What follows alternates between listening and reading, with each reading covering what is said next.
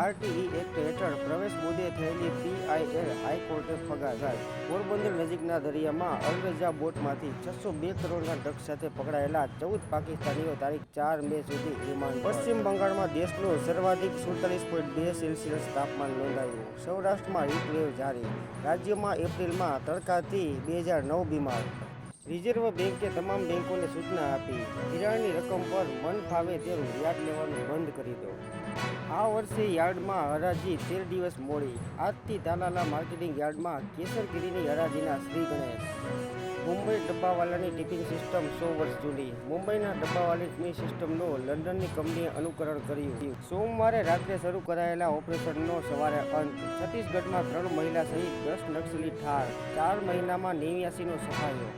આસામ રાઇફલ્સની સંયુક્ત કાર્યવાહી. મિઝોરમમાંથી 9.83 કરોડના હેરોઇન સહિતનું ડ્રગ્સ ઝડપાયું. સપ્ટેમ્બરથી નવો નિયમ અમલમાં આવશે. કેનેડામાં અન્ય દેશના વિદ્યાર્થીઓ સપ્તાહમાં 24 કલાક જ કામ કરી શકશે.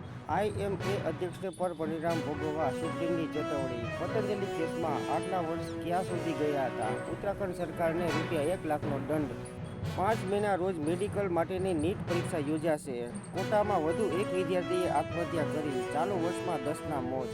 જીવન અને સ્વતંત્રતા મહત્વપૂર્ણ, તમે તેનો ઇનકાર ના કરી શકો. કેજરીવાલની ધરપકડ ચૂંટણી પહેલા જ કેમ? ઈડીને સુપ્રીમના આકરા સવાલ. આરક્ષણ રદ કરવાના ઈરાદા, વિપક્ષના આક્ષેપો ફગાવ્યા. પછાત વર્ગને અનામત, પૂર્વજોના પાપનું પ્રાયશ્ચિત, પીએમ મોદી. ક્ષત્રિય સમાજની સર્વોચ્ચ સંકલન સમિતિએ લીધેલો નિર્ણય. ભાજપ વિરુદ્ધ 100% મતદાન કરાવશું, પણ વડાપ્રધાન સામે કોઈ વિરોધ પ્રદર્શન નહીં થાય. રાજ્યમાં સવા મહિનાથી ક્ષત્રિયોનું આંદોલન અંતિમ તબક્કામાં. કાલે ધર્મ રથોની પૂર્ણાહુતિ. વિરોધ પ્રદર્શનોને વિરામ. વિરુદ્ધમાં મતદાનની ઝુંબેશ શરૂ થશે. હવે ચૂંટણી બાદ પરિણામો જાહેર થવાના હોવાથી ધોરણ 10ના પરિણામમાં વિલંબને લીધે ડિપ્લોમા પ્રવેશ કાર્યક્રમમાં ફેરફાર. રૂપાલા ભાજપ સામે ક્ષત્રિયોમાં જ્યાં વધારે રોષ વ્યક્ત થયો છે તે જામનગર, સુરેન્દ્રનગર તથા જૂનાગઢમાં. કાલે વડાપ્રધાન નરેન્દ્ર મોદીની જાહેર સભા. આણંદ અને વઢવાણ ડેરીનો વિવાદિત નિર્ણય.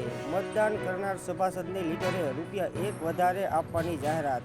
કેન્ટીનમાં કૈલાસ અને પાકિસ્તાની ફિદા અલી વચ્ચે ઓળખાણ કરાવાઈ. પાકિસ્તાનથી 61 કરોડનું હશીશ લાવવા માંડવીના અલીએ દુબઈમાં મિટિંગ કરી.